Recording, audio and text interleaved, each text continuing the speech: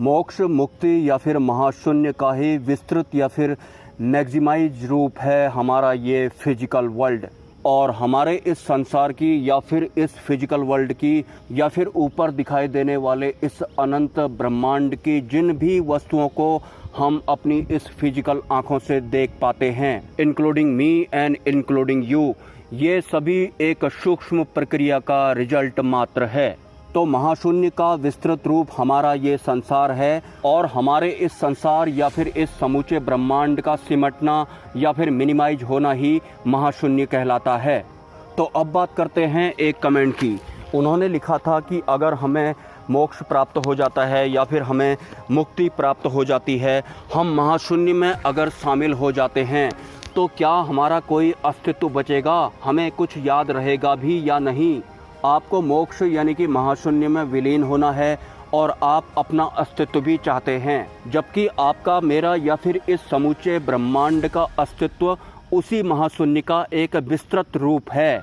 लेकिन इस physical world से उस महाशून्य में लीन होने तक की प्रक्रिया के दौरान एक इंसान को अपनी सूक्ष्मतम अवस्था से होकर गुजरना पड़ता है।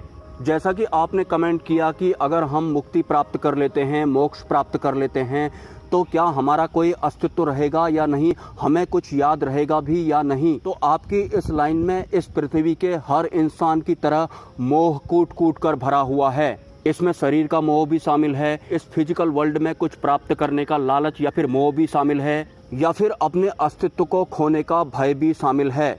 आप मोक्ष, मुक्ति या फिर महाशून्य को प्राप्त करना भी चाहते हैं और आपका ये फिजिकल वर्ल्ड वाला जो अस्तित्व है आप उसे भी बचाकर रखना चाहते हैं। जैसा कि हमारे इस फिजिकल वर्ल्ड में अगर हम धन भी चाहते हैं तो धन हम इसलिए चाहते हैं ताकि उस पैसे से हम इस फिजिकल वर्ल्ड का भोग कर सकें या फिर सुखों का भोग कर सकें। और जब हमारे पास पैसा नहीं होता या फिर इस फिजिकल वर्ल्ड की सभी वस्तुओं का हम भोग नहीं कर पाते हैं तो फिर हमारा रुझान आध्यात्म की तरफ को होने लगता है। लेकिन आध्यात्म में या फिर सूक्ष्म जगत की यात्रा का मकसद भी एक आम इंसान का यही होता है कि अगर उसे सिद्धि प्राप्त हो जाए या कुछ भी करके धन प्राप्त हो जाए तो उसके बाद भी वो इसी संसार में रहे और इसी संसार का सुख भोगे।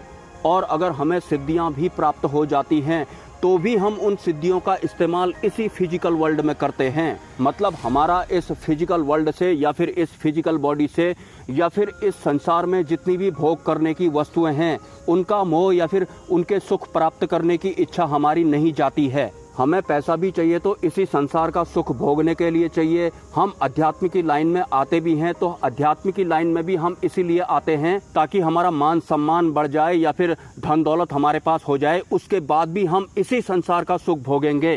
तो इस वजह से ही एक आम इंसान अगर साधना के क्षेत्र में आता भी है या फिर एक साधक बन भी जाता है तो भी वो इस फिजिकल वर्ल्ड में ही सरवाइव करना चाहता है, इस मानव निर्मित व्यवस्था वाले संसार में ही भोग करना चाहता है। मतलब इस फिजिकल वर्ल्ड में सरवाइव करने के दौरान जो भी एक आम इंसान अपने आप को समझ रहा होता है वो अपने उस अस्तित्व को भी बरकरार रखना चाहता है और वो मोक्ष, मुक्ति यानी कि महाशून्य के बारे में भी जानना चाहता है। वो इस संसार में सुख प्राप्त करने की या फिर भोग करने की अपनी आदत को छोड़ना नहीं चाहता है। तो उसके बाद उसके अंतकरण से एक कमेंट निकलता है, अगर हमें मुक्ति प्राप्त हो गई या फिर मोक्ष प्राप्त हो गया या फिर हम महाशून्य में विलीन हो गए तो हमारा कुछ अस्तित्व रहेगा भी या नहीं, हमें कुछ याद रहेगा भी या नहीं। जहां बात उस परम शून्य या महाशून्य की आती है, अगर आपको उस परम शून्य या महाशून्य में शामिल होना है तो जब तक आप छोड़ना नहीं सीखेंगे तब तक आपको कुछ प्राप्त भी नहीं होगा।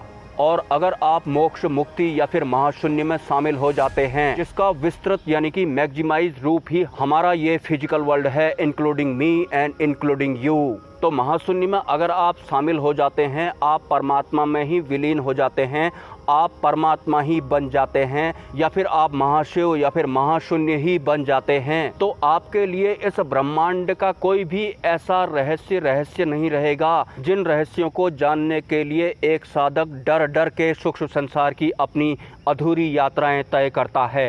जो शंकर हैं, जो भोलेनाथ हैं, जो शिव हैं या फिर जो महाशिव हैं या फिर जो महाशून्य में विलीन हो गए थे, उनकी साधनाएं कोई एक जन्म तक ही सीमित नहीं हैं। शंकर से महाशिव बनने तक कई जन्मों तक भगवान शिव ने साधनाएं की हैं। मुक्ति, मोक्ष या फिर महाशून्य को अगर आप प्राप्त कर लेते हैं तो इस वक्त जिन अनचाहे विचारों को आप कंट्रोल नहीं कर पा रहे हैं, आप उस मन रूपी सत्ता के विज्ञान को भी जान लेते हैं कि सूक्ष्म जगत की व्यवस्थाओं द्वारा ये मन को कैसे बनाया गया है। मतलब आपको मन का ही मूल सत्य पता लग जाता है। तो उसके बाद क्या करेंगे आप विचारों की बात करके या फिर इस फिजिकल वर्ल्ड की बात करके? इस फिजिकल वर्ल्ड का एक भी रहस्य आपके लिए उसके बाद रहस्य नहीं रह जाता है। महाशून्य में अगर आप शामिल हो जाते हैं, परमात्मा में अगर आप लीन हो जाते हैं, आप परमात्मा ही अगर बन जाते हैं, तो क्या करेंगे आप अपने उस अस्तित्व का? आपको तो इस फिजिकल वर्ल्ड से लेकर इस पूरे ब्रह्मांड का अस्तित्व ही साफ साफ पता लग जाता है। महाशून्य में शामिल होने के बाद यस नो नहीं होता, मैं तू नहीं होता, वीडियो देखने वाला और वीडियो बनाने वाला नहीं होता। इस द्वंद्व रूपी व्यवस्था का महाशून्य से दूर दूर तक कोई वास्ता नहीं है।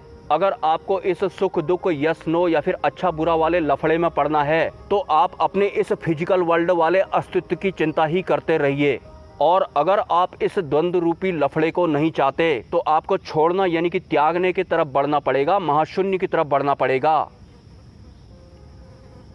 एनीवेज, अगर आप एक साधक हैं तो आपको कुछ जरूरी जानकारियां मैं देने जा रहा हूं। भले ही आप मंत्र जप करते हो या फिर ध्यान साधना करते हो तो उससे आपका अंतकरण जागृत होने लगता है। मतलब सूक्ष्म जगत की व्यवस्थाएं आपसे जुड़ने लगती हैं। वो आंतरिक भी हो सकती हैं और बाहरी भी हो सकती हैं। लेकिन एक साधक बनने के बाद ना तो आपको तेरा भला हो जाए बोलना है और ना ही किसी से तेरा बुरा हो जाए बोलना है। क्योंकि अगर आप किसी से तेरा सत्यानाश हो जाए बोलते हैं तो उसमें भी आपकी ऊर्जा व्यय होती है, और अगर आप किसी से तेरा कल्याण हो जाए बोलते हैं तो उसमें भी आपकी ऊर्जा व्यय होती है, जो ऊर्जा आपने जब तक करके बनाई होती है। तो ऐसे ही आपको अपनी ऊर्जाओं का व्यय नहीं करना है। बहुत ही ज़्यादा अगर ज़रूरी है तो ही आप किसी को आशीर्वाद दें, अदरवाइज किसी को ऐसे ही आशीर्वाद देने की ज़रूरत भी नहीं है।